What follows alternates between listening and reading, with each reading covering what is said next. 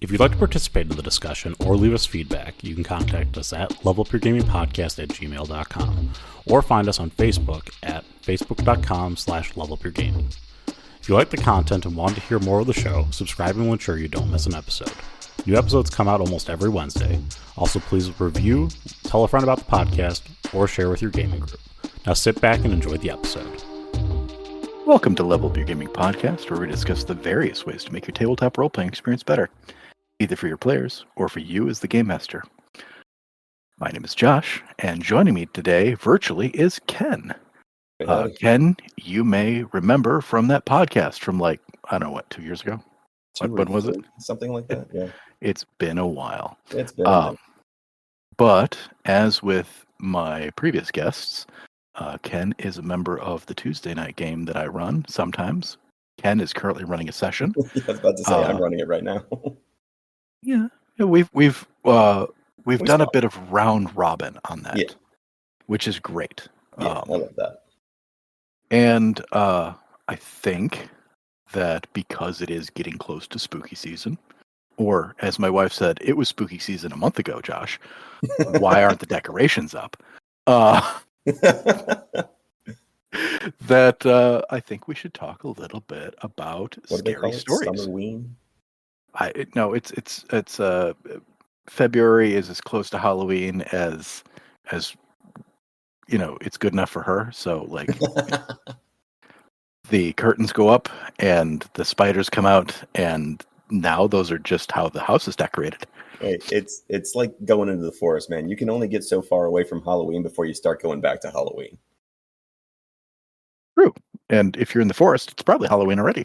Probably. So, scary stories. We are going to talk terror at the table. You asked for this one. Why? I did, because I love a good scary story. I love less gore and more like conventional, like suspense horror, Mm-hmm. There's something about sharing fear. And I think it goes past the kind of primordial, like we should hunker down in a cave and protect ourselves because there's something that goes bump in the night and we don't know what it is. Fire hot caveman ugh. I think it's more the exhilaration that comes from suspense and fear that we actively want to share with people that are important to us. So, and it's just fun, you get a good scare, somebody jumps out and you go, boom, you go, it's fun. That is a good time. Now we've talked about terror on this podcast before. We've talked about telling scary stories before, but it's always good to have more experience. It's always good to bring other people in to talk about this sort of thing. I think one of the things that we've talked about before is that the reason a lot of us like telling scary stories, and not even like just role playing, just like scary stories sitting around a campfire or just like reading scary books, is that you're very right. Like sharing fear with people close to you is interesting.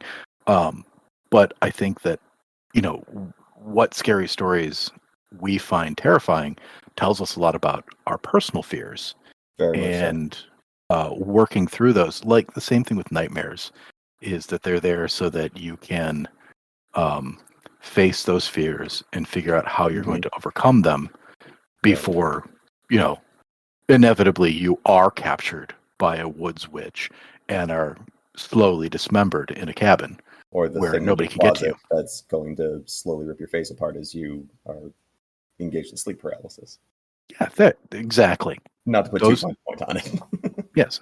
But most importantly, it's just fun. It's good old-fashioned, I'm going to scare my pants off fun.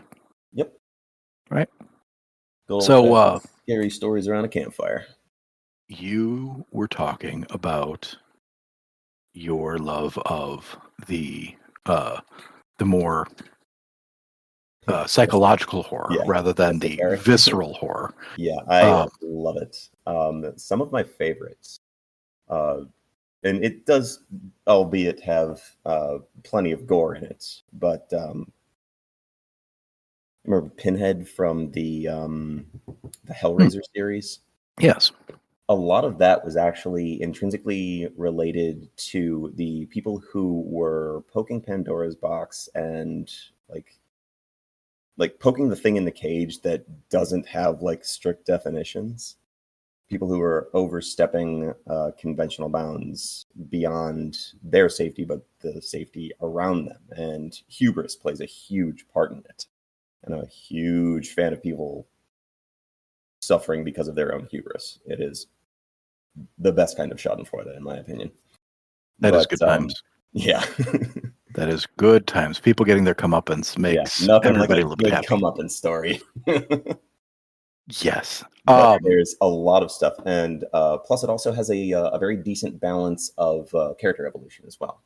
There's a lot of, for anyone who's not familiar with the Hellraiser series, it deals with a puzzle box that was created in like medieval France, if memory serves, Victorian era France, something like that. That It doesn't matter. basically It's opens a MacGuffin. gate to hell and summons demons. Yeah. And they're there to have exquisite pleasure and pain, and they don't see the difference between the two of them. And they're called Cenobites? Cenobites, yes. Cenobites. That's correct. I know that as the Hellraiser series goes on, Mhm. the Cenobites get weirder and weirder looking, but Pinhead is sort of like a central figure. Yeah. And I think that a big part of the thing that makes a lot of that terrifying for the audience is, yes, there is the body horror. Mhm. I mean, the Cenobites, they've got various bits of metal and cuts and whatnot poking through Right, them. right. But there's also that, the unstoppableness, Right. the other. What do you the do when you are confronted with literal demons from hell? You the, are the physical, tangible, and these things are like damn near magical. Mhm. There's the creepy crawlies, Mhm. there's your own insecurities, and Right. these are all things that you can sort of boil those scary stories down to. You Mhm. want to look for like what actually about it is scary. Mhm. The rest of it seems to be window dressing. Right, Good right. window dressing, but window dressing. So Well, yeah, stylization. You're not wrong. when we talk about that, if we're going to be making our own stories, telling our own games, we need to know, what are the building blocks that we're going to use. Mhm. And so I was thinking about this. I was like, what are some common fears? Just like fears that people have, Mhm. like everyday, mundane bullshit fears, right? Embarrassment. It's the classic nightmare of having to give a speech in front of your entire class and you're naked for some odd reason. Yeah. But it's that vulnerability that comes with embarrassment. There's a sense of like decency that people are, even if they don't directly observe, they are afraid to violate that kind of taboo. So that plays out in their psyche, and their subconscious kind of like picks that apart and says, but what if? And it puts you through that scenario. This one was very close to me anyway, because I can't watch certain comedies because of the cringe. Oh, yeah, same. Like, Absolutely same. I have a physical reaction trying to watch like The Office. It's so difficult for me to get through some of those scenes, and so I just won't do it. And For that me, is, like, it's yeah, not even a comedy, I don't think, really. Like, reality TV is that kind of like visceral reaction that I get. mhm, People who mhm. don't have the decency to be ashamed of themselves, I feel ashamed on their behalf almost. Yeah. And that's that sort of like visceral emotional reaction Right. is exactly what you want when you're telling a story. I don't know how you're going to make being cringy around a D&D table any worse than it could be anyway. Oh, it could always get worse. So then another one was like creepy crawlies. We were Right, talking about, right. the Cenobites with all the weird stuff coming out of them and whatnot. But Right. you also talk about like snakes, spiders. Yeah, like the natural like critters and whatnot. Mhm. Do you remember Clowns. Kong's Skull Island? No. So there was a scene, and I'm not really spoiling anything for this for you, but they are the main protagonists and his crew are like tracking Kong, through titular Skull Island, and they fall into like this mire, this swamp type things. And it's not just Kong that's bigger on that island; it's everything that's bigger on that island. So they coming across like centipedes and leeches and just these monstrous insects that are the size of like medium-sized animals, and it gets uncomfortable, man, because they have like all of the regular like physical anatomy of flatworms and whatnot, but you don't realize that they've got like these suckers that just like latch on to smaller prey and just digest them outside. And it's super fucking cringe, but it's very, very well done. I highly recommend it. Nice. But that's exactly what I'm talking about here, is like that fear of the weird. You know, you've got creepy crawlies, but more so they're also strange or scary. That's right. You know. Another one that I put down here was falling, which is you know, your standard fear of fear of heights or your fear of flying. You know, because there's that whole like, I get to watch myself die. I'm just going to fall for a long period of time, knowing that I can't stop it. Right. And at what point it does stop, I will die, or I will Right. be in an immense amount of pain. And that is, you know, that's just like existential terror with a side of pure pain.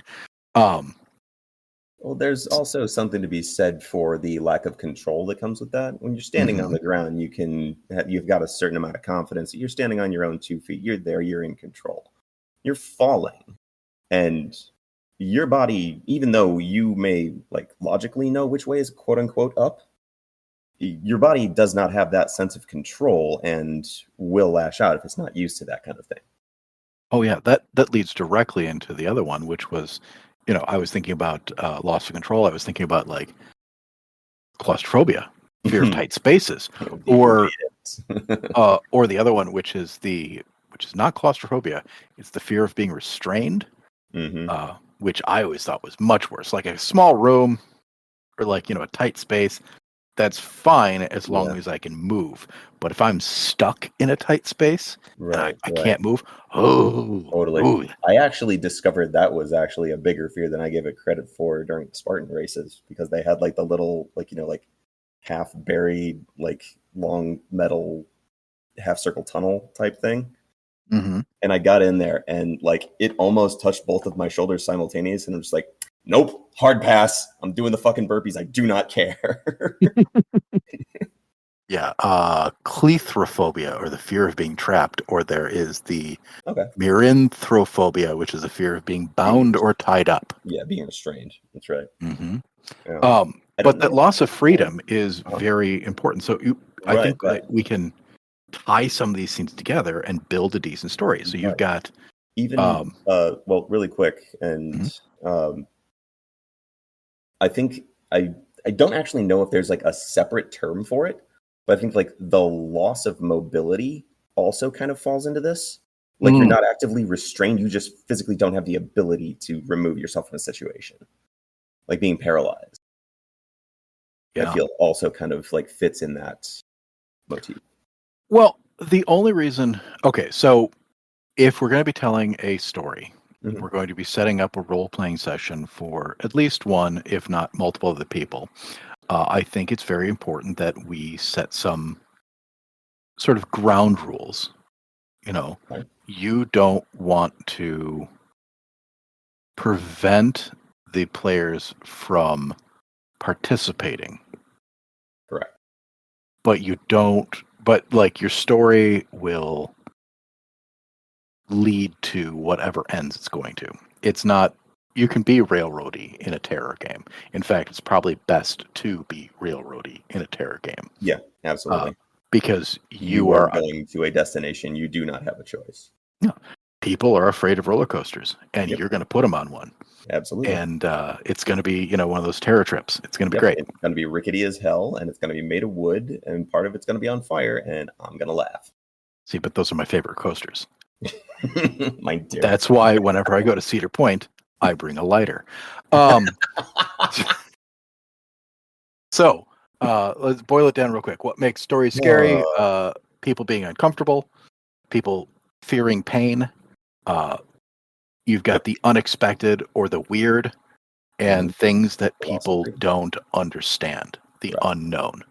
So all of these things you can combine in interesting ways and, build that base of a story. And then, everything else is window dressing. Mhm. You have to know how to make the window dressing the right way. And I think we can go into some of that. Right. But okay, so I've told scary stories before. I've told And you scary do it stories to well, you. sir. And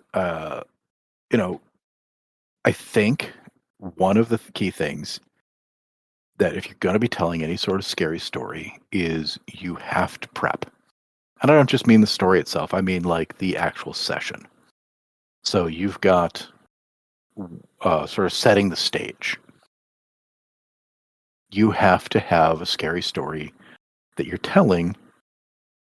Where you're physically telling the story matters, right? It does. Like I have watched so many scary movies, just a ridiculous number of scary movies. And if I am in a comfortable chair, Mhm. with a big old soda or beer and a big old thing of popcorn, and Mhm. I am relaxed, I am not going to be scared. I am just going to enjoy my movie. Yep. And the same thing with, reading a scary story. If I am in a comfortable, well-lit place, that's not a scary story. It's just a Right. story that has scary elements in it.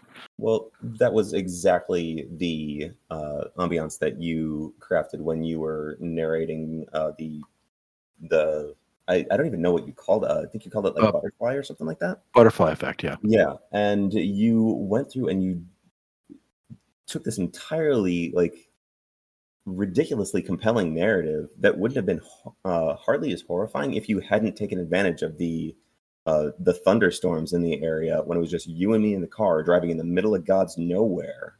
Mm-hmm. And Yeah. thank God you were driving because I would have driven us into a fucking cornfield. Well, I mean, that's sort of the point. Is I was also yeah, you were in control.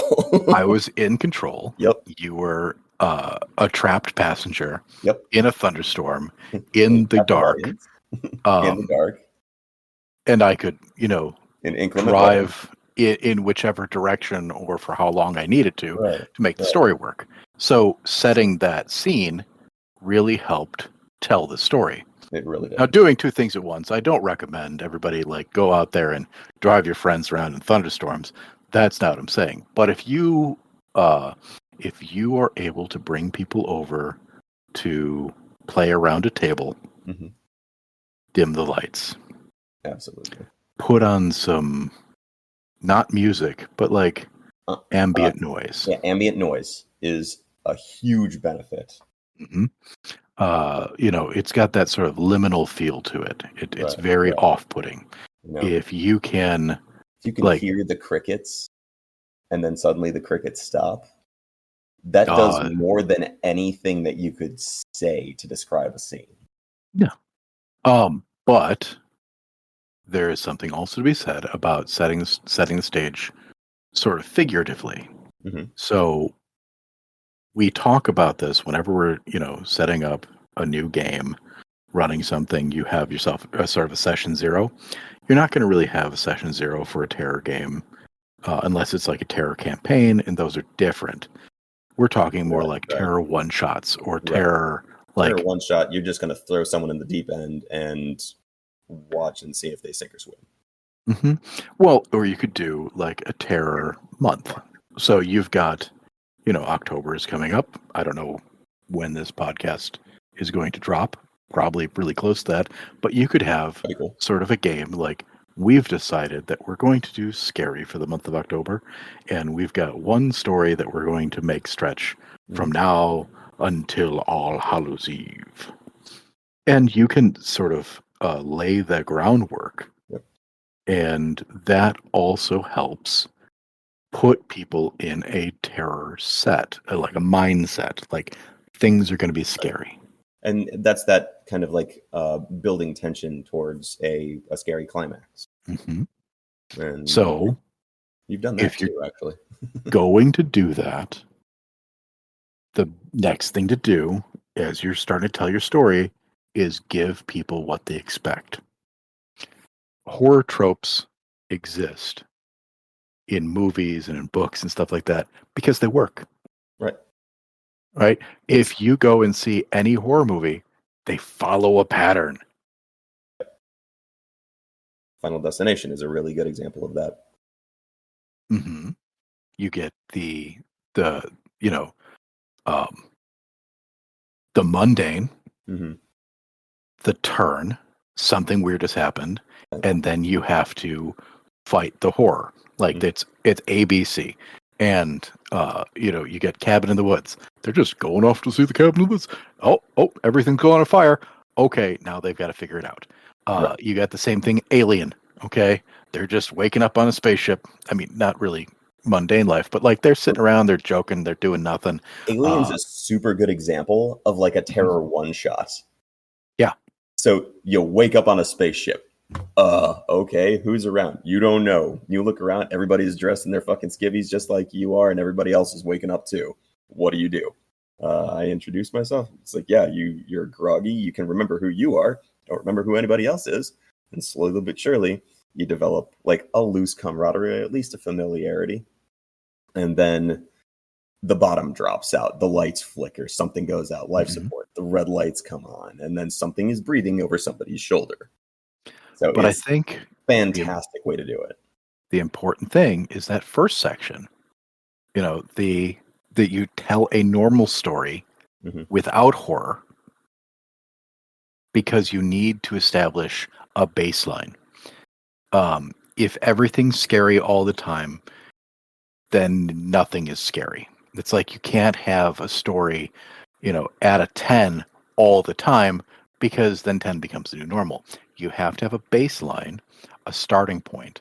A normal thing happens. And then you have to have the turn. The turn is super important for any of these stories because that's hey, all of this stuff that you saw before was normal. This is how life is supposed to be. This is what you should be expecting. This stuff that's happening now, this crazy crap that's going on right now, this is not normal. Right. Remember, we talked about like the unexpected or the fear of the unknown. That's where you are. Like 40K as a story, crazy crap happens all the goddamn time. I don't feel like 40K, like you can tell as like a single narrative. Very open world, and it's very... No, I'm just saying, like, if you've got that sort of environment and crazy crap could happen anytime. Right. And then to use 40K as an example, that is like the warp. The warp is the realm where emotion dictates reality rather than physics dictating reality. And so people's greatest fear manifests right next to them. And it's an absolute trip.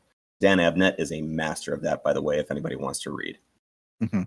Well, I'm just saying that if that's, the case, the people who go into the warp, who don't normally, who aren't normally involved, that's a big thing. But those that spend more time there, it's less of a shock. Right. So that's what I'm saying is that you have to have the normalcy in order for the horror to work. Right. Establish the baseline, like you said. So the turn, I like two different sorts of turns, and it really depends on what sort of story you're telling. There's the slow turn, and we talked about that slow build up to things aren't right. And then there's realize that something's slightly off. And it builds. Worse. It's really nice. You have to have that sort of like tea kettle sort of thing going on, right? Yes, absolutely. Where you give just a little glimpse of something not being right, and it doesn't fit right in the world, but maybe the players brush it off, and then it gets worse, and then it gets worse, and then suddenly the world that they're in is wrong. That's where the bottom drops out. I wrote a little thing here, like, they're taking a trip through the swamp. but then the scenery starts to repeat. Well, maybe they're walking in circles. You get lost in there. Right. But then the scenery repeats, but it's off. Like that tree is Didn't larger. have a face. Or like, there's that mulberry bush, but now the mulberries are like bleeding. And then the Right. mulberry bush is gone, and then there's a hole where the bush used to be, but the tree is in the same space. And so you keep passing through the same space over and over, and then Like the loop is party degrading. goes, the worse that it gets.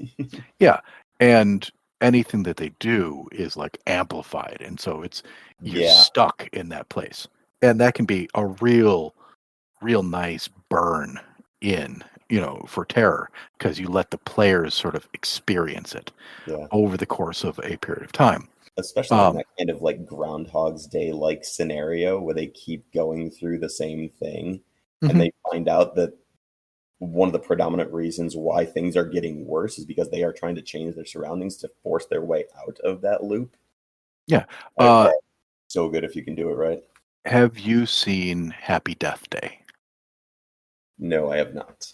Or Happy Death Day to You, which is a sequel. Both are very good Neither. as Groundhog's Day sort of horror movies. Yes. Because the main character dies and then wakes up at the beginning of the day. Mm-hmm. And it turns out, and they don't really explore this so much in the movies because it would be difficult to do so, but that the damage that the main character takes from the death does carry over. So she's physically weaker with every iteration then? Yes. Oh, that's diabolical. That's nice. Well, that's a good twist. I was thinking that the flip could happen as well, is that every death the world shows the scars, even if you don't. Gotcha. So like, the world starts to degrade as you keep going through it, and sooner or later you're going to be caught in like a void, like Never-Ending Story style. Everything's falling apart. Or if you haven't seen Russian Doll.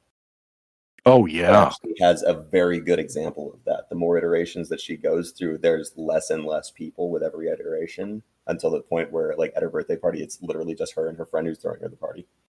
And her friend is like blissfully oblivious to the entire thing. It's just you and me, baby. God, that was so good. That's a slow turn. And you can see how each one of these situations, it gets a little bit weirder each time until you're stuck with, you're in the weird. Right. The opposite of the slow turn is, of course, the fast turn. The fast turn. So that's when, everything's going normal, and suddenly, what the hell? Shit's gone real. And like, you've got a normal fight against a bandit.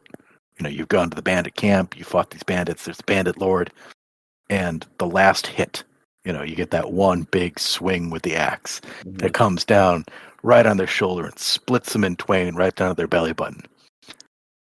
But the bandit lord doesn't fall over. His head lolls to the side, his eyes blank, glass over, and that big wound grows teeth and a tongue and screams ungodly words that have not been spoken in a language, and the sky turns red and it drops to one side and then rushes at you, saliva dripping from it, just like some Demon City Shinjuku shit right there. Yeah. that's really good. So you can have like some real fun. Cries out in a dead language and the sky turns red is what I wrote. Love that. I just love that. But I think with either of those, I think the fast turn works if you've got a short game and you've sort of laid some of the groundwork. It's all about foreshadowing at that point. They heard tales about blah blah blah, and they were all blown off. Or you've got that old one creepy dude. Like in your cabin in the woods sort of thing. You've got that one guy at the gas station says, "We don't go up to the cabin," because if the players don't pay attention to that or don't listen to that, they have sealed their fate. Right, and that's one of the most common tropes at the beginning of every horror movie, because it kind of like it's the expected thing that Mm-hmm. the young arrogant kids are going to ignore the seasoned veteran who stays just outside of the part that where starts to get weird. Yep. And I'm like, no, I think we're gonna go up there anyway. I'm captain of the varsity football team. I think I can handle it. Kind of fucking bullshit like that. Yeah, until the guy splits in half and comes at you with the teeth from his chest. Yeah, it's a thing. Absolutely. So if you're going to be telling this at a table, hmm do you go after the weak characters or the strong ones? Well, And I think this is important for your planning. This is about not just like your monster or your horror. It's strategy. Exactly. And it really plays into what the characters are thinking. Exactly. So there's really no wrong answer to that. You really have to read your audience, and you really have to know how you're going to tell what you want to tell. You can absolutely make an example of the big dumb jock and take him out first, and oh no, the strongest of us went down the quickest, and how will we ever survive? And it gives the opportunity for the more resourceful and cunning characters to really shine in that example. Or you could play it the deadliest game style, where they start picking off the smartest ones first, so that people have to rely on baser instinct and become more prone to making mistakes, have fear or anger, hostility, and let baser emotions control them like that. So there's a lot of ways to go about it. Yeah, it's all KYP. Know your party. Yep. Know your players. Know what's going on. And that leads me to my next point here, which is, so if we've got a bunch of different things that people can be afraid of, your story should be bespoke. I mean, you're going to tell the story. You're not going to just like play it or, something that already exists. Alien is a great one. But if you're going to be doing something that's, everybody's seen the movie, it's not scary. It may be scary the first time somebody sees it or plays it, but if everybody knows it, then you know the twist, you know the turn, you know how to win. Right. So you want sort of a custom made, a bespoke story for your players. The question is it based off of your players' fears or their characters' fears? Which can be a delicate balance. If you're trying to do something that you know that your characters are afraid of, but they personally aren't, very, very difficult to instill that kind of thing. And it relies greatly on the role-playing dedication and ability of the players involved at that point. Mm-hmm. And that's very much a know your players sort of environment. But my suggestion is, even if you're going to be going for I'm not going to scare the players at the table, scare them a little bit. Yeah. Just throw something in there that they're uncomfortable with. Not as the main focus, but as something to sort of like entice them. And I don't mean to say that if your players have like a deathly fear of spiders, that throw spiders at them. Yeah, it should be said you don't actually want to start triggering your players with their own psychological vulnerabilities, but knowing what kind of gets people on edge can be handy and from a storytelling perspective. Especially if you're trying to make something else scary, you need something that they can relate to. Right. Something to put them in the right headspace for their characters. And finding that is very much about knowing the people you're going up against. And this, unlike a lot of the other stories that, you're going to be cooperative storytelling, if you're telling a terror game, you are definitely going against your players. Mm-hmm. You absolutely are. That's probably the reason I like doing these stories the best. Because I like murdering all of you. No, I'm kidding. kind of. Don't lie to me. No, you're not. You get off on it. I have a good time. So then you had also said earlier about jumping out and saying boo. What kind of scare is that, Ken? A good jump scare is a quick and some might say dirty, but like it's just a quick gate. It's a quick way to not just grab but hold your player's attention, your audience's attention. It's a just sudden. Make sure that even if they're not really like scared by jump scares, you can tell the target of a jump scare just by who's paying attention in that moment. One of your players is on his phone, like texting a friend or something, or doom scrolling through Instagram. That's a good target for a jump scare. Mm-hmm. I think this is one of my favorite tropes in movies, is the jump scare followed by instant relief. Mm-hmm. You know, the guy jumps out of nowhere. You think it's the murderer, but no, it's your buddy, and he's brought donuts. And you're like, it's like, here's that beer you want. You're like, oh, thank Christ. Yeah.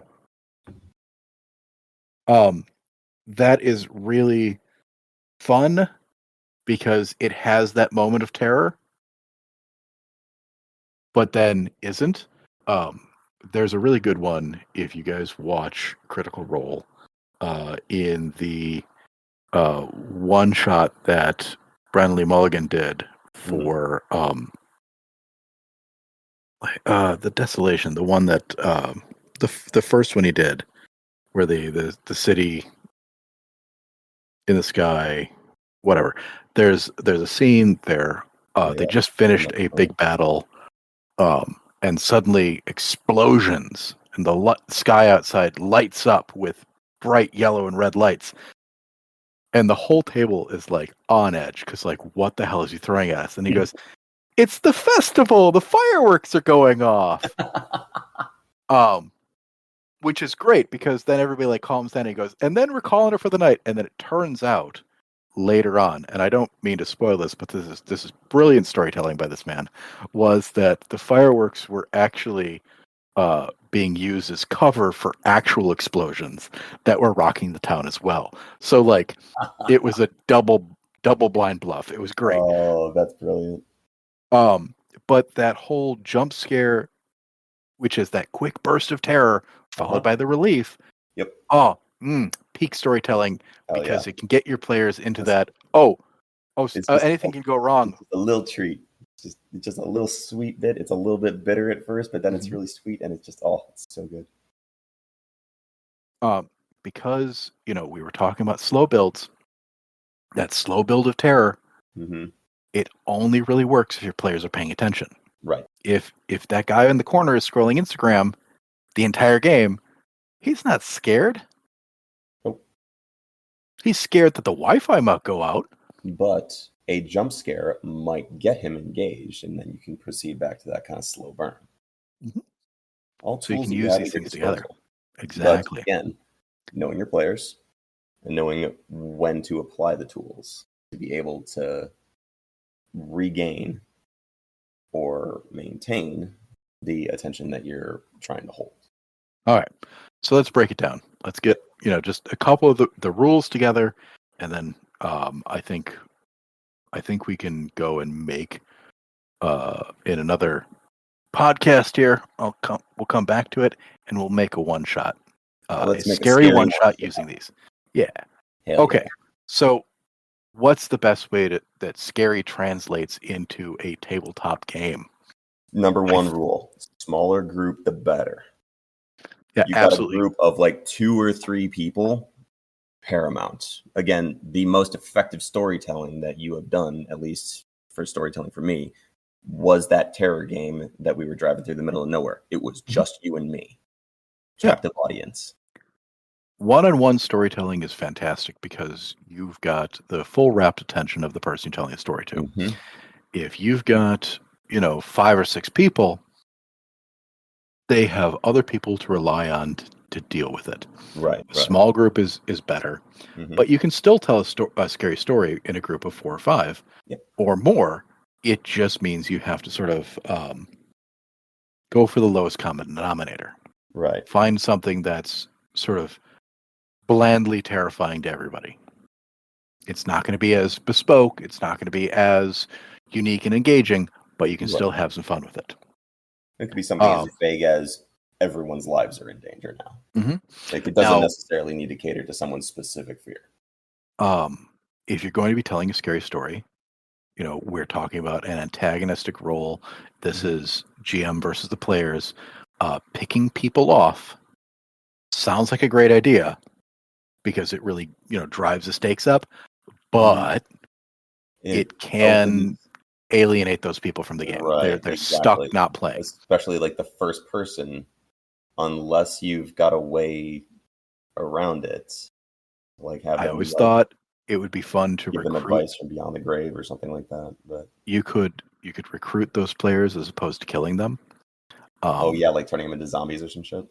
Or vampires. Or, making them a thrall of the vampire and giving them missions. They go back to the party, they act normal, but when they hear their trigger, they have to do a thing. And suddenly the terror is now within the party itself. Yeah, you don't know who to trust, which is another really good tool to use. I absolutely love the environment that the game is played in. If you can do late at night, middle of the night, preferably in a thunderstorm, and if you have the ability to like control when the power goes out, even better. Yeah, dark is good. I think dim is better. Like just that low light, right, is much better. If you can get it, fog is the best. Fog is kind of circumstantially appropriate, though. Fog is really good if you're telling scary stories around a campfire. I think campfires are actually the best one because you've got your nice, like, clear light of the group, but it's immediately enshrouded by darkness in every other direction. So literally, like, the only thing that exists in that moment is the fire and the people around it. Yeah.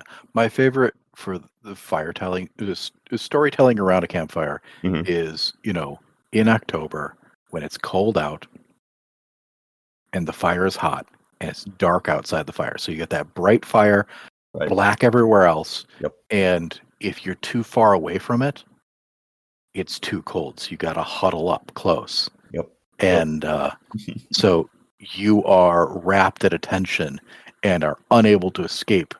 It's great. Captive audience, man. Once again, like we said earlier, if you're doing, environmental storytelling, ambient noise is better than music. Yep. And it needs to be minimal, not distracting. Right? You can't have like foghorns going off all the time. Unless you're in Silent Hill. That's a different story.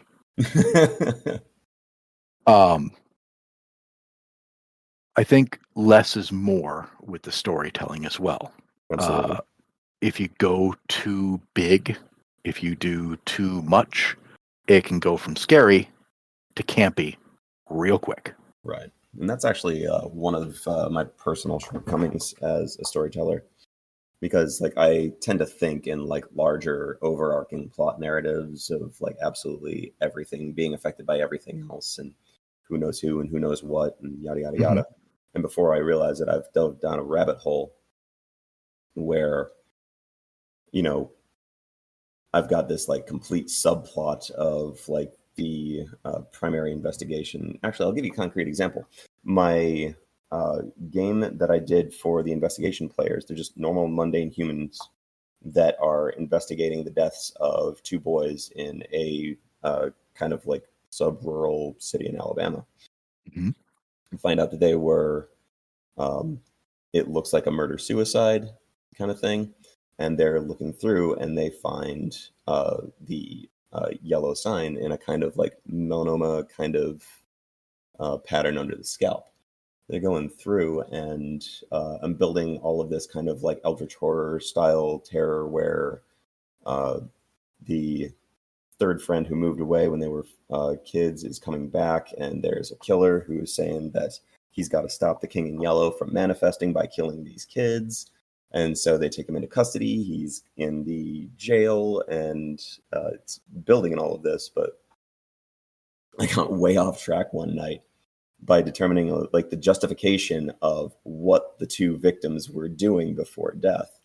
And the like the bottling company that I had him working at, apparently like they were skimming off the top, and one of them was fucking the secretary, and like they were going through this whole thing, and everybody had a fucking opinion, and there was like a dozen different people involved that did not matter in the slightest to the main story.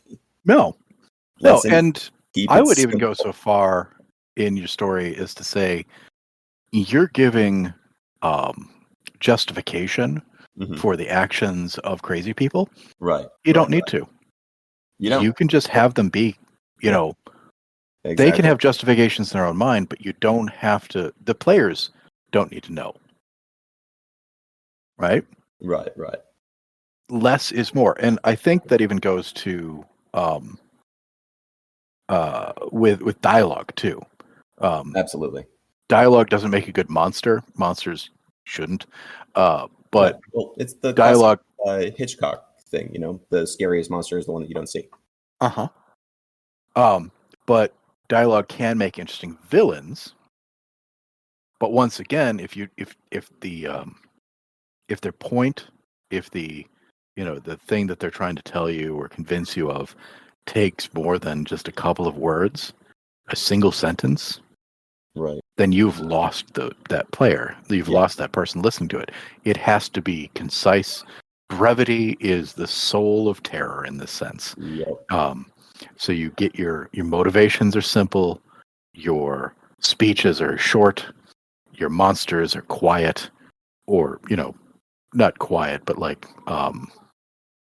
Concise. concise. Very Right. good. Right. And by doing these things, you can build just like a really interesting world where a lot of the terror comes from the players trying to put things together and figure out what things are. My favorite monster movies are the ones that don't show you the monsters. Right? And this works for your game as well. Is that if they are spending all the time trying to figure out what's going on and you don't give them everything, you leave them wanting more, or whatever they put together in their own head is gonna be worse than whatever you tell them. Even if you tell them the scariest story on the planet, well, now you've manifested it. Now it's become the real thing. Exactly. They don't know is much more terrifying. Absolutely. Oh yeah, and don't show the monster right away. No. If you can avoid it, do. Mm-hmm. Again, the scariest monster is the one that you never see. Blair Witch was actually really good with that, where people were just kind of like scaring each other based on this concept that everyone was vaguely familiar with. Mm-hmm. Another one that didn't actually show it until the very, very end was the original Cloverfield. They did a very good job in showing, not telling.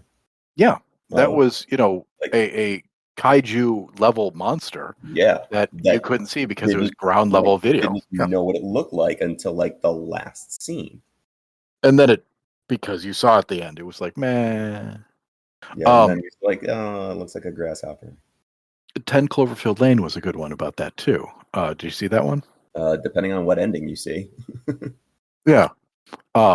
Is that, you get that, no, the world has been overrun, and that's why we're hiding down this bunker, and blah, blah, blah. And you don't know, and it could be, and it could be. And then you've got this sort of like, is this guy just a murderer? Has he just like, Is this guy just fucking nuts? Yeah, and then it goes, no, it's the aliens and stuff. Yeah. So once again, sorry for spoilers. yeah, you don't come here for suggestions on things you've never seen before. We're telling you how to tell good stories that you've already seen every movie. Yeah, you have to know these things in order to tell a good story. Exactly. So we're building better storytellers. So another thing we talked about was in those one-on-one sessions, did I give you a lot of time to make decisions? No. Snap had to make a decision, and it was usually life or death.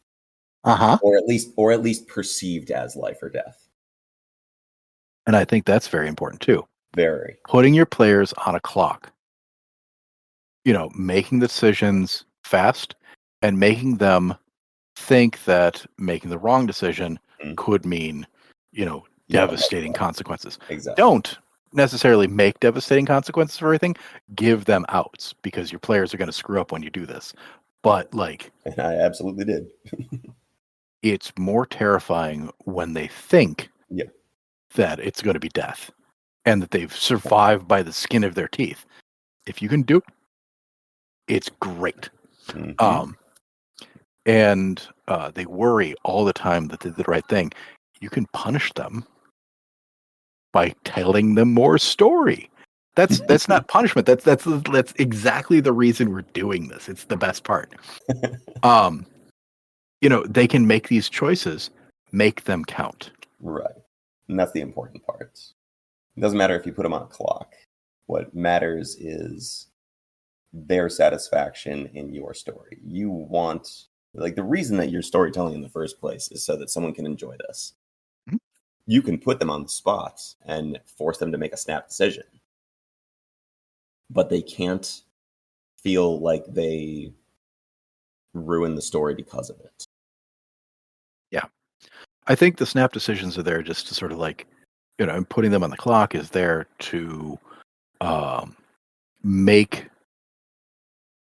them think they're going to make mistakes. Mm-hmm.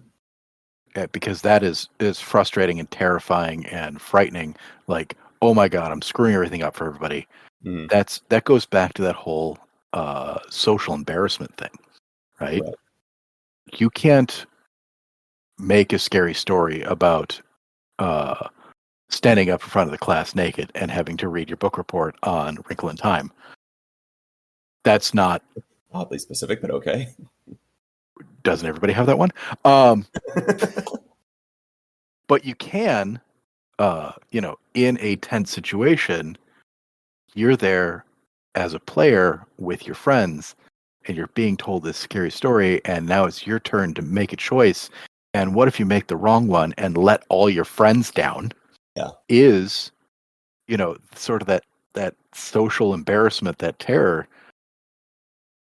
But they don't see it that way. They think they're making a decision about a monster, and they still get that same feeling. You're playing their emotions by putting them on the clock.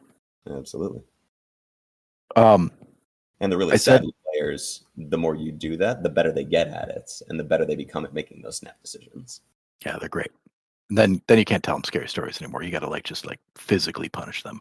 Which is why you can still tell me scary stories anytime, because I don't learn dick for crap. I said earlier to make choices count, and I mean that. If you can make more of a dynamic world, or lay out your plots and whatnot, you can make the choices that they have made during that calm portion of the story before the turn come back and bite them in the ass after the turn. Or you can conversely use it as a kind of sense of relief. They were in a life or death situation. They were making all these snap decisions. They don't know if they made the right one. Now they are in at least a temporarily safe spot where they have the time to relax, to think, to look at things critically and analytically, and to be able to make an educated, informed decision based on the experiences that they've had. And that's also very rewarding for players. Yeah. And really, that's all we're looking for here. We're trying to tell stories that your players are going to enjoy, that you're going to enjoy telling. And when it's a scary story, these are the things that I think make it a better story. Absolutely. Right? And I think that wraps everything up. Is there anything else you want to say? Just the fact that I've personally got issues with letting my monsters die. I mean, permanently. Oh, you mean right at the end when things are all wrapped up, the monster comes back and draw it draw a close to that story. But Alien has really good examples of the face huggers that somebody got fucking tagged after they blew the thing out the airlock. Or Jason Voorhees is a fantastic example, always coming back with his own theme music. Yeah, monsters never die completely. It's always that's one of those tropes. You know, they think they've beat the monster. Everybody's relieved. They're calm. It's done. We're gonna wrap up the story. No, he's back. And you know, it could be evil that moves to a new creature. There's that one movie where the devil was inhabiting creatures. Fallen with Fallen, Denzel there you go. Washington. Oh And my god, that's such a good fucking movie. Goes off to the cabin in the woods to kill himself so that evil can't escape. Right. And then it cuts to the end of the movie and there's a cat walking away. Yep. And like he's like, oh, that's right. I told you this was about the time that I almost died. And I'm like, oh damn. Or you could do like another one that was fun was like the players, they fought their way through, they defeated the pod people, and they won against the end, and then they climb up over the hill and they see the entirety of the city has been taken over by pods, and they've only saved their one block. Yep. Right, and that's the end of the session. Really, really good stuff. I love that kind of thing.